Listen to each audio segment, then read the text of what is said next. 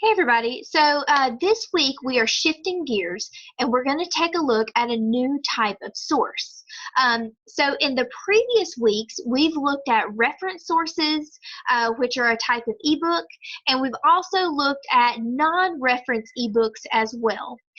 This week we're shifting gears and taking a look at articles.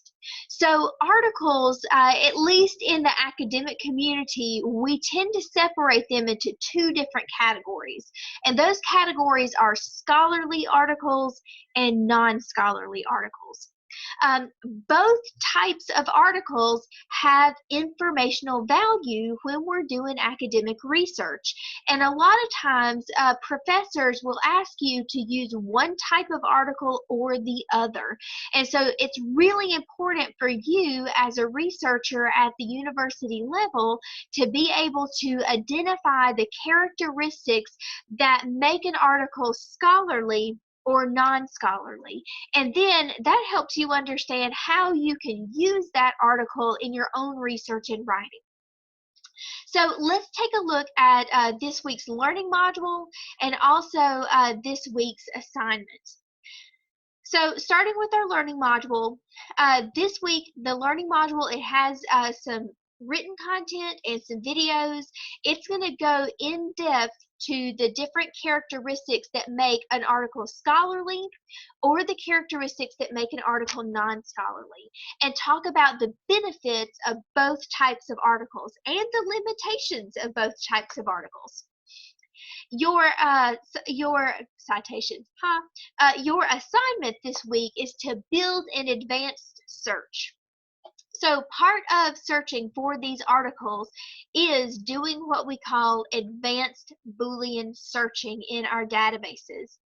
Up to this point, you've used books, or in this case, ebooks. And there's a fewer number of ebooks and a greater number of articles out there.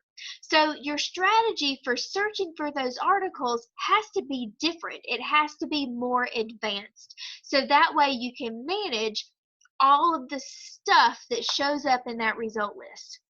Your learning module this week will walk you through some targeted advanced searching strategies that will help you find those articles in a database.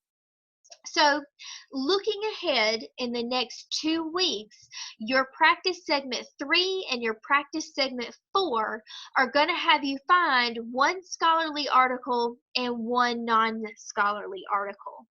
I encourage you, as you are working on this week's assignment, go ahead and find the 2 articles that you're going to use the next 2 weeks.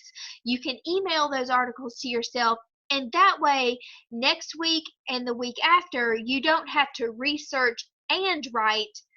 You just have to write because you've already done your research this week. So that way, you can work ahead a little bit. All right, so let's talk about the requirements for this assignment. I'm going to click the link here. So here is your activity. You can use the Bulldog OneSearch or the ProQuest Central database. You can choose which one you'd like to use. And I'd like for you to construct an advanced search to locate a scholarly and a non-scholarly article on your topic. You need to use at least 2 of the keywords from your concept map, at least 1 Boolean operator, and then 2 limiters within the database.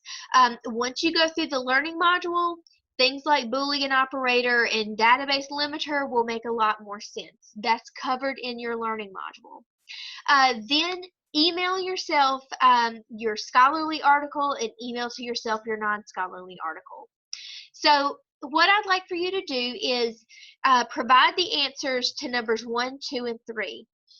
What you need to do is tell me which 2 keywords you used, which Boolean operator you used to connect those keywords together, and then which 2 limiters from the database you used to help narrow that result list and make it smaller and more focused. At the end of that, I'd like for you to provide a reflection of your search experience. I want you to list 3 things that you learned through the learning module and your research this week. List 2 of the research strategies that you use to find your scholarly and non-scholarly, along with your keywords, your Boolean operator, and your limiter.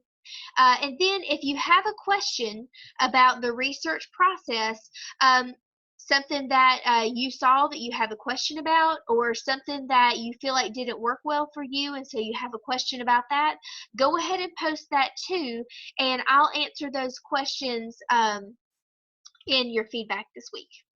All right, so just a reminder, our course, since it's fully online, will continue as usual. There are no changes here.